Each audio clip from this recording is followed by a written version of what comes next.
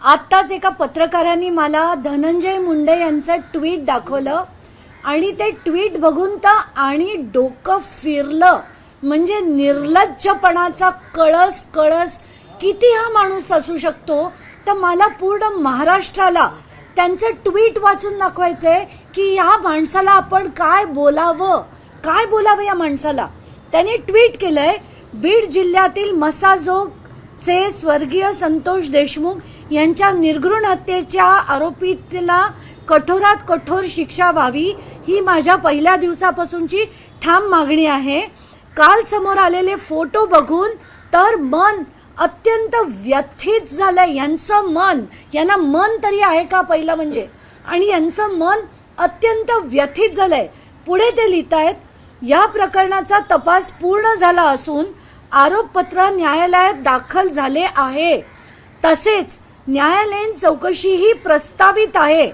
माझ्या सत्सद विवेक बुद्धीला स्मरून आणि मागील काही दिवसांपासून माझी प्रकृती ठीक नसल्याने पुढील काही दिवस उपचार घेण्याचा सल्ला डॉक्टरांनी दिला आहे. म्हणून वैद्यकीय कारणास्तव सुद्धा मी मंत्रिमंडळातून माझ्या मंत्रिपदाचा राजीनामा देत आहे. मुख्यमंत्री महोदयांकडे दिला आहे. हे मंत्रिपदाचा राजीनामा यांची तब्येत बरी नाही म्हणून देत आहेत.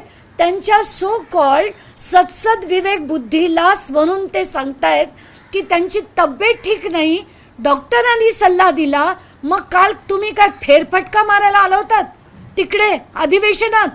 काल तर तुम्ही ठणठणीत दिसत होतात. सगळ्यांची गप्पा टप्प्या भेटी गाठी सगळं झालं आणि तुम्हाला डॉक्टरांनी काय रात्रीच सल्ला दिला? अरे तुम्हाला लाज नाहीये. म्हणून मी म्हणत होते की या माणसाचा राजीनामा नाही, त्याची हक्कलपट्टी झाली पाहिजे, त्याला बडतर्फ केलं गेलं पाहिजे.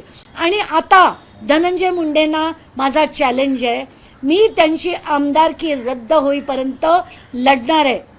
आणि माझी आदरांजली संतोष देशमुखना, मी त्यांचा राजीनामा सोडा, त्यांची आमदारकी रद्द झाल्यानंतर मी जाऊन पुन्हा एकदा बीडला येऊन डोकं टेकेन संतोष देशमुखांपुढे की माझी आदरांजली तुम्हाला ही असेल.